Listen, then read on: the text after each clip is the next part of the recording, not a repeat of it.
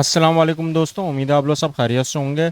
आज हम लोग पाकिस्तान स्टडीज़ का क्लास इंटरमीडिएट के जो इम्पोर्टेंट क्वेश्चन है रिगार्डिंग टू कराची और अदर बोर्ड्स ऑफ सिंध के हिसाब से जो सेशन 2021 का 2022 के जो मोस्ट इम्पोर्टेंट क्वेश्चन है जो इस दफ़ा आ सकते हैं उनको वहाँ डिस्कस करेंगे। चलें इस टॉपिक को हम आगाज़ करते हैं।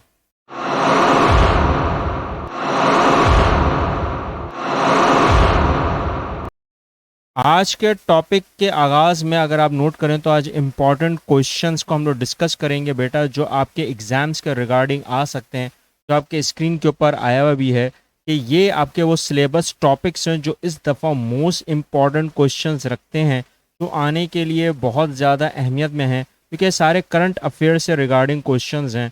इसके हिसाब से अगर आपके पास देखा जाए तो आपका इन पूरे क्वेश्चंस को हमने 3 हिस्सों में, इनके 3 पार्ट्स में डिवाइड किया हुआ है, पार्ट 1, पार्ट 2 और पार्ट 3 है। और आपने अगर नोट करा होगा कि पार्ट 1 आपका हिस्ट्री है, पार्ट 2 आपका ज्योग्राफी और पार्ट 3 जो आपका है वो इंटरनेशनल अफेयर्स है, यानी कि सिविक्स के रिगार्डिंग है। और आपने अगर नोट यहाँ पे किया होगा तो आपका पार्ट 1 में आपके जो पहला चैप्टर एस्टैब्लिशमेंट ऑफ पाकिस्तान, उसके हिसाब से अगर देखा जाए तो आपके पास जो मोस्ट इम्पॉर्टेंट क्वेश्चन जो लिखे हुए हैं जैसे एडवेंट ऑफ इस्लाम है, और एडवेंट ऑफ इस्लाम के हिसाब से अगर आप नोट करें तो आमद इस्लाम से जो पहले के हालात और बाद के हालात थे उनको आपने डिस्कस करना है। फिर आपके पास जो इम्पोर्टेंट क्वेश्चन आ सकता है वो इस्लामिक आइडियोलॉजी है और रोल ऑफ द प्रोविंसेस है, क्योंकि ये दोनों ऐसे क्वेश्चन हैं जो मोस्ट इंपॉर्टेंट के ऊपर आ सकते हैं डिस्क्राइब के हिसाब से। प्लस आपके पास जो थर्ड क्वेश्चन यहाँ पर दिया हुआ है सेपरेट होमलैंड जो डिमांड की थी मुस्लिम ने सब कॉन्टिनेंट में, उनकी वजूहात क्या थी, आपसे वो पूछा जा सकता है। इसी तरह आपके पास ऑब्जेक्टिव्स और एम्स जो होते हैं स्ट्रगल फॉर पाकिस्तान, जो हमने पाकिस्तान को हासिल करने में अपने हदायफ और मकासदों को जो बयान किया था उसके हिसाब से आपसे पूछा जा सकता है। फिर आपके पास क्वेश्चन नंबर 4 है, इसमें आपकी स्टेटमेंट यानी कि इरशादात जो वो बताए गए थे, जो एक्सप्लेन किए गए थे कायदे आज़म अल्लामा इकबाल की तरफ से, वो आपने लिखना है। फिर चैप्टर 2 जो आपका हिस्ट्री ऑफ पाकिस्तान यानी कि तारीख़ पाकिस्तान है, उसके हिसाब से आपके पास एम्स एंड ऑब्जेक्टिव जो आपके पास फर्स्ट क्वेश्चन लिखा हुआ है बेटा कि आपने अचीवमेंट्स जो लिखनी है, आपके मकासद क्या थे अलीगढ़ के हिसाब से और सर सैयद अहमद ख़ान के हिसाब से, वो आपसे सवाल पूछा जा सकता है। फिर आपके पास टू नेशन थ्योरी आता है जो रिगार्डिंग बिल्कुल सेम टू सेम है आपका किसका, स्ट्रगल ऑफ पाकिस्तान के हिसाब से, डिमांड फॉर पाकिस्तान के हिसाब से आपसे वो पूछा जा सकता है। इसके बाद आपके पास दो अहम क्वेश्चन आते हैं जो पाकिस्तान की तहरीक में यानी कि तहरीक पाकिस्तान या पाकिस्तान मूवमेंट के हिसाब से जो सब कॉन्टिनेंट में वाक़यात हुए, जो आपके पास 1905 से लेकर 1948 तक के आते हैं, जिनको दो हिस्सों में तकसीम किया जा सकता है, जैसे 1905 से लेकर 1939 तक के मेजर इवेंट्स और 1940 से लेकर 1948 तक के इवेंट। 1940 से लेकर 1948 तक के जो इवेंट है बेटा उनको पाकिस्तान मूवमेंट भी कहा जाता है। तभी मैंने यहाँ पर आपको डिस्क्राइब करने के लिए जो आपके पास ये क्वेश्चन जो क्वेश्चन नंबर 4 है, इसी को आपसे ज़्यादा एक्सप्लेन किया जा सकता है या पूछा जा सकता है। इसी तरह चैप्टर 3 में आपके पास कॉन्स्टिट्यूशन डेवलपमेंट है, जिसमें आइन के जो पूरे के पूरे आपके जो हिस्ट्री है, पूरी तारीख है, उसके हिसाब से जो आइन का दस्तूर जो डेवलप हुआ है उसके हिसाब से आपसे पूछा जा सकता है। इसी के हिसाब से अगर आप नोट करें तो 1962 से लेकर 1973 के कॉन्स्टिट्यूशन और ऑब्जेक्टिव रेजोल्यूशन 1949 वो आपसे पूछा जा सकता है। फिर इसके बाद क्वेश्चन नंबर 2 जिसमें फॉल ऑफ ईस्ट पाकिस्तानी के आप बताएं कि कॉजेज़ क्या थे, वजूहात क्या थी मशरिक़ पाकिस्तान के अलग होने की, और उसमें कायदे आज़म का किरदार, यानी कि आपके पास दूसरा सवाल इसी में जो पूछा सकता है कि पाकिस्तान की तारीख में जो कायदे आज़म का किरदार है एज अ गवर्नर जनरल, वो आपसे पूछा जा सकता है, क्योंकि after the creation of Pakistan ये भी एक बहुत इंपॉर्टेंट है जहाँ पर आपकी प्रॉब्लम्स आ जाती हैं, मसाइल आ जाते हैं। ये कुछ ऐसे क्वेश्चन है चैप्टर 3 के जो मोस्ट इंपॉर्टेंट है। प्लस आपसे एक्स्ट्रा क्वेश्चन पूछे जा सकते हैं, जैसे आपके करंटली नेम्स पूछे जा सकते हैं प्राइम मिनिस्टर के, प्रेसिडेंट के, आर्मी चीफ के वगैरह वगैरह। और इसी तरह आपसे ये सवाल जो आपसे पूछे जा सकते हैं सारे शॉर्ट के हैं, जबकि आपको मैंने पहले ऊपर लिखा हुआ है कि जितने भी क्वेश्चन मैं आपको बता रहा हूँ ये एमसीक्यू शॉर्ट और लॉन्ग दोनों के लिए। इसी के हिसाब से आप पार्ट 2 में आ जाते हैं जिसमें ज्योग्राफी आपका आता है। ज्योग्राफी के लिहाज से आपके पास दो इंपॉर्टेंट क्वेश्चन है चैप्टर 4 के रिगार्डिंग, जो लैंड एंड क्लाइमेट का पूरा एक चैप्टर आता है बेटा।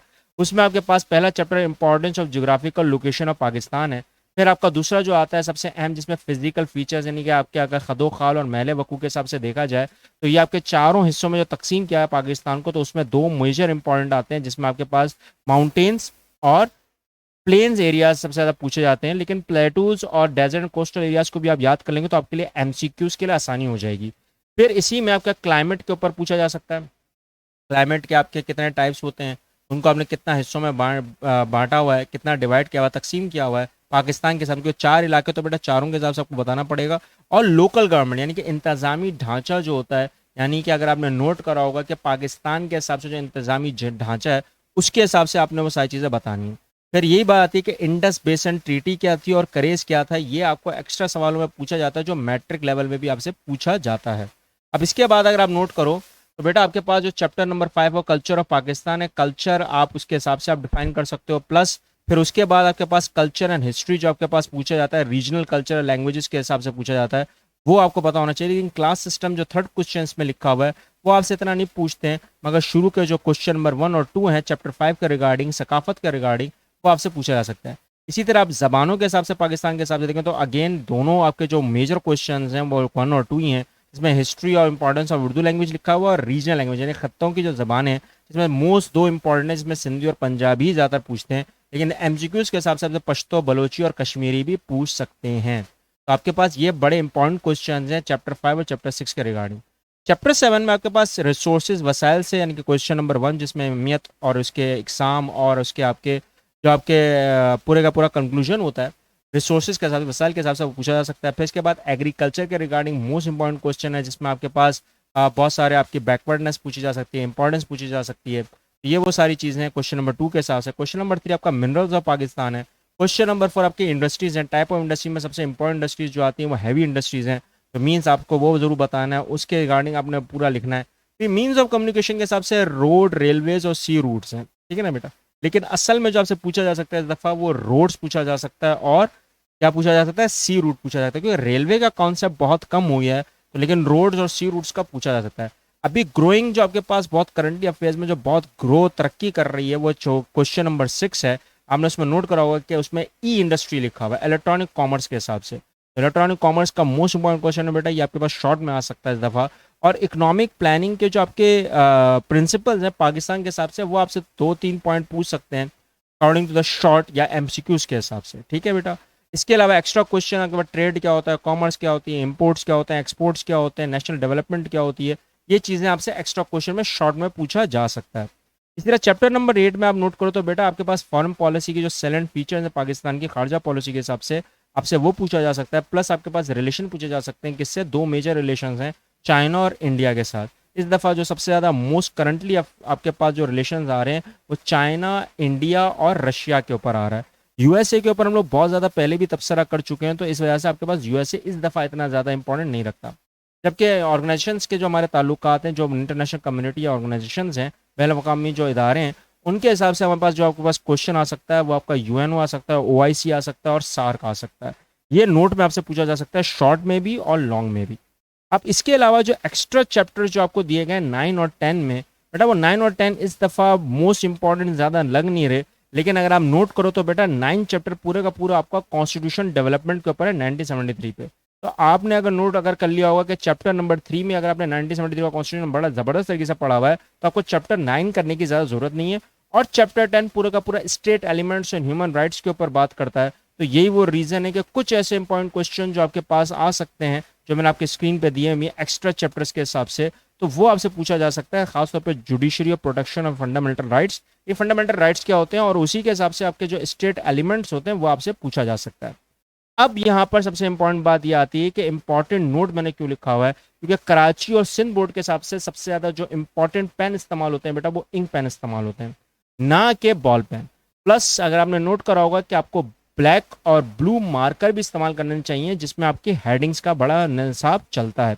और आपके पास जब भी सवाल आएगा कराची और सिंध बोर्ड के हिसाब से बेटा, तो हमेशा याद रखना है कि आपने लॉन्ग क्वेश्चन हमेशा न्यू पेज से करना है और पहले वो सेक्शन को चूज करना है जो आपको आता है। जैसे सेक्शन बी आता है तो आप पहले सेक्शन बी को पूरा कंप्लीट करें सब्जेक्टिव में, फिर जाके आप सेक्शन सी पर जाएं।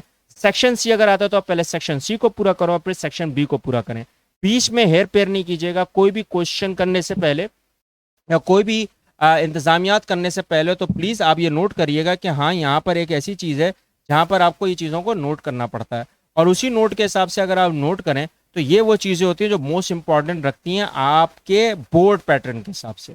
और ये बोर्ड पैटर्न में ही आपको बताऊँ सारी चीज़ों का इंक्लूड किया गया है, और उसी के हिसाब से आपने अपने काम करने हैं और उसी के हिसाब से अपना पेपर अटेम्प्ट करना है। लेकिन अगर आपको इसके रिगार्डिंग भी अगर कोई क्वेश्चन है या कोई आपके हिसाब से आपको कोई चीज़ समझ में नहीं आई है, तो मेरे को ज़रूर कमेंट करें या हमसे ज़रूर पूछें और हम उसको आपका पूरा जवाब और पूरा रिप्लाई देंगे। अगर आज के लेक्चर में कोई चीज़ समझ ना आए तो ज़रूर पूछें, ज़रूर एग्जाम करें। इस चैनल को ज़रूर सब्सक्राइब करके उन बच्चों लोगों तक पहुँचाएँ जो लाइल्म हैं। मिलते हैं नेक्स्ट लेक्चर में। अल्लाह हाफ़िज़।